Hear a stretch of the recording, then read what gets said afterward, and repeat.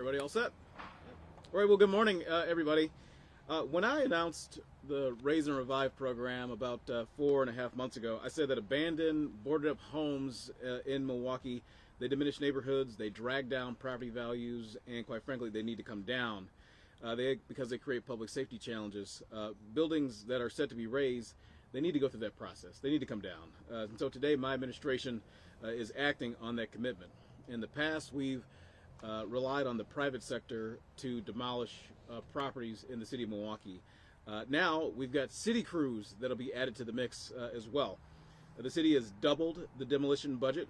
However, to be clear, demolishing a neighborhood blight of and by itself is not the end-all be-all. I want lots created by demolition to be sites of opportunity in Milwaukee, perhaps a new home or maybe even some other positive neighborhood assets. In fact, we've seen local groups moving forward with plans for building homes on vacant lots in neighborhoods across Milwaukee already. An interdepartmental team assembled of the Department of Public Works, the Department of Neighborhood Services, and the Department of City Development will coordinate a comprehensive response. As I've said previously, I want city government to prevent homes from deteriorating to the point of demolition, and if demolition is inevitable, to prioritize redevelopment that strengthens neighborhoods in the city. Using American Rescue Plan Act funds from President Joe Biden's administration, we're taking down dozens and dozens of homes that are beyond repair.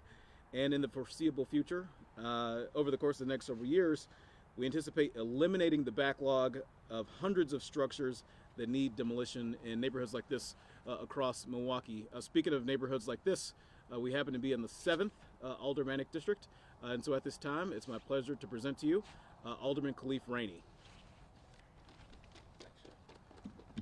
Hey, good morning, everybody. As Mayor Johnson said, we're actually here in the 7th Aldermanic District on a block that I've spent a lot of time with neighbors who walk through the Amani neighborhood and pointing out things specifically such as houses and other buildings that's been burned and are in need of being razed. So this is a very welcome initiative by Mayor Johnson. I think he has the foresight to notice what is needed here in the city of Milwaukee. When you talk about properties that need to be razed, I mean, it's more than just an eyesore. It affects the mental health of the people who have to live here on a day in and day out basis. You can see it for yourself right now. So I'm looking forward to see the impact that the Raze and Revive initiative will have. With that being said, I'll pass it along to my colleague, Alderwoman Cox.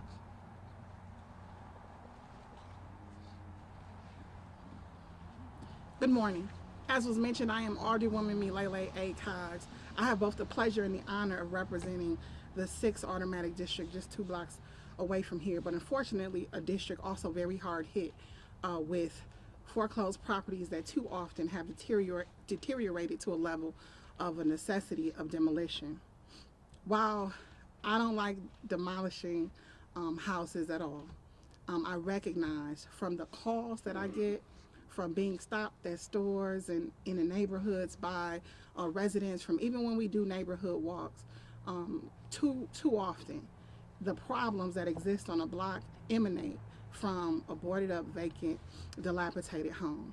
Whether it's the crime that emanates from it or the fear that crime will happen as a result of it, or people's concern about their own property values and quality of life.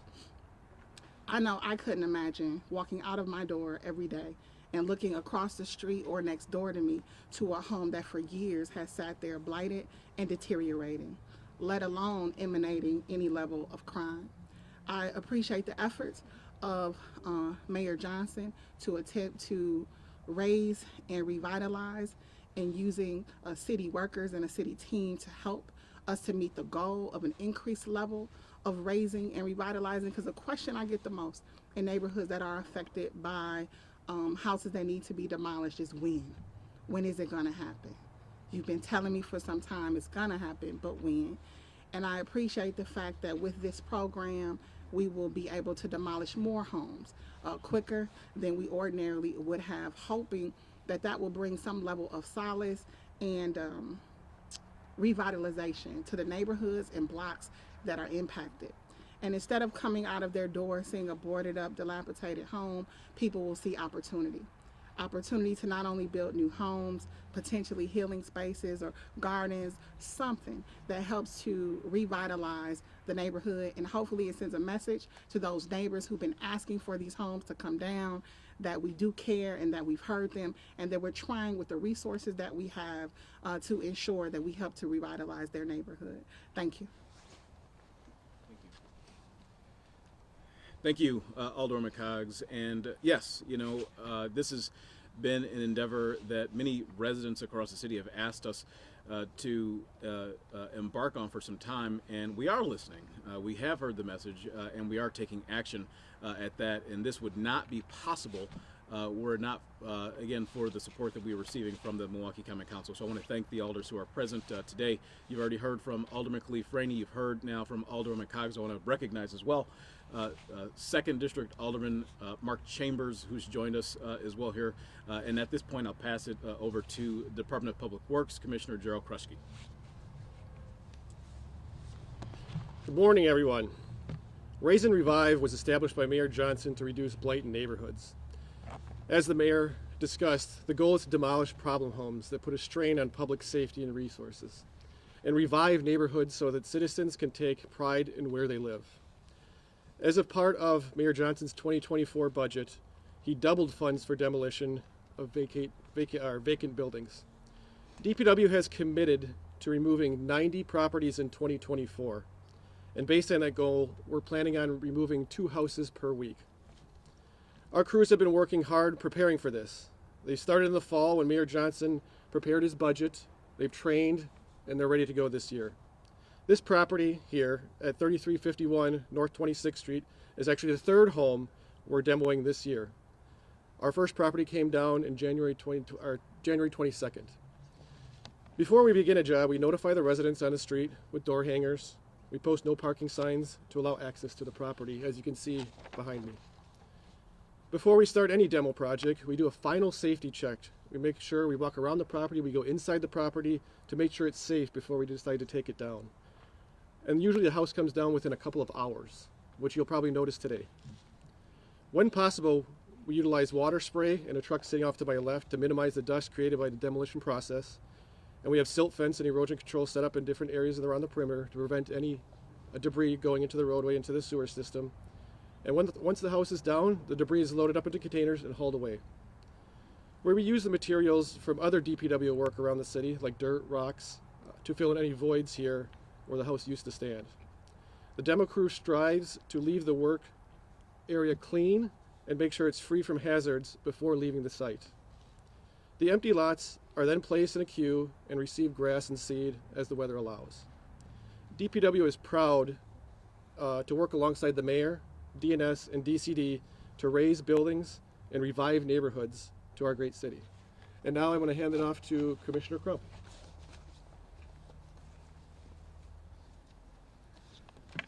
Good morning. I am Lafayette Crump, Commissioner of the Department of City Development, or DCD, and I just want to echo some of the comments that have been made here by the mayor, by Alderwoman Coggs, by Alderman Rainey about the importance of impacting neighborhoods like this and sites like this. I grew up about a block and a half away from here, and I can just imagine, as Alderman Rainey says, the impact that has on individual psyches, on a community's collective psyche, when it feels like there's nothing being done to improve an area. I benefited from having houses up around me, by not having vacant lots, by not having deteriorating properties, and so I'm so glad we're taking this step to improve this site and this area for many city residents. You know, our department, DCD, has many functions, and one of those is managing the city's inventory of foreclosed properties. And we're standing next to one of those properties here today. And it's important to know that our department, the City of Milwaukee, is not interested in acquiring properties through tax foreclosure. You know, if residents are behind on property taxes, we want them to reach out to the Office of the Treasurer to see if they can make a payment plan. There's also help available through Wisconsin Help for Homeowners, which provides up to $40,000 for owner-occupants in Wisconsin who are delinquent on their mortgage, on their property taxes, or other bills like utility services. In Milwaukee, the Social Development Commission, or SDC, is the local contact, and they can be reached at 414-906-2740. Now, if a resident does not or cannot make arrangements to continue paying for their home or even abandons it, and the city has to acquire it, the city will attempt to market and sell the property to a qualified buyer. This home behind us on North 26th Street was for sale back in 2012 for only $8,200. When the property didn't sell, that price was reduced to $3,000. By 2017, it was clear the property was in far too much disrepair to be sold, so it was referred to be demolished, the last step for an abandoned property. So why is the property still standing?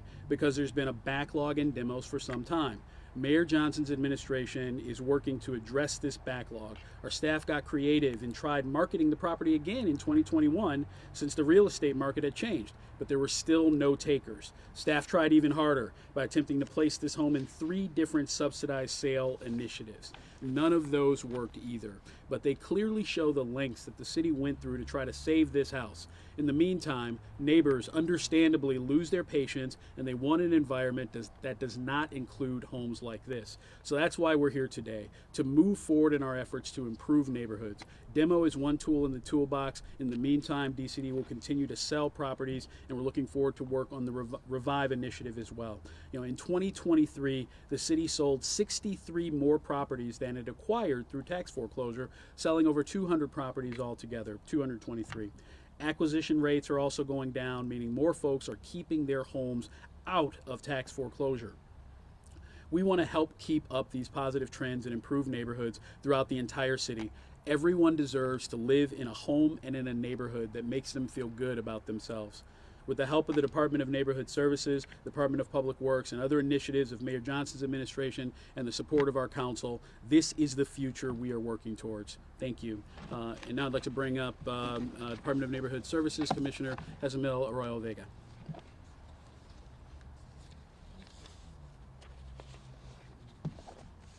Good morning. Thank you, Mayor Johnson, Commissioner Kluski, and Commissioner Crump, and all the alders that are visiting us today.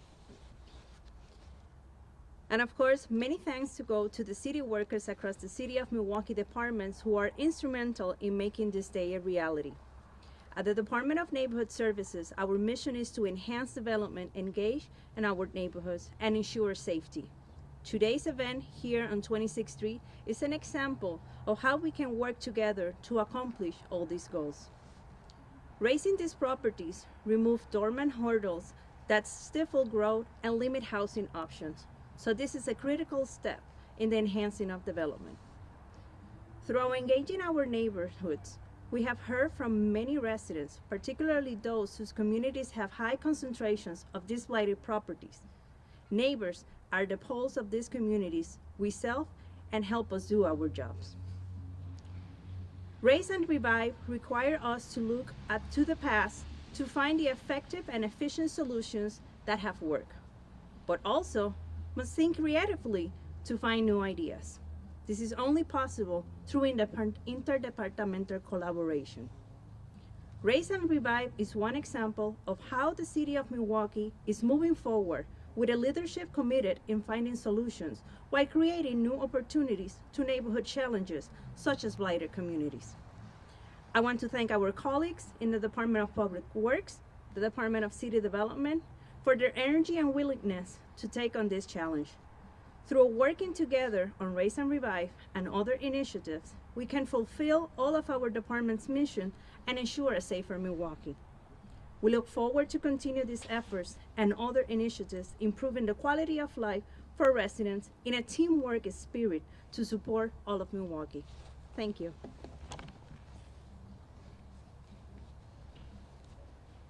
Great, thank you so much, Commissioner. I want to thank the crews, the city crews that are here as well. Again, this work is being done today and throughout the Raze and Revive program because of the increases that we've put into our demolition budget that will be utilized by City of Milwaukee crews to take down additional homes and neighborhoods across Milwaukee. So I want to thank them as they're preparing to embark to take this property down today here. So I know I'm going to get a signal in just a moment. We're going to do a countdown and start taking this property down.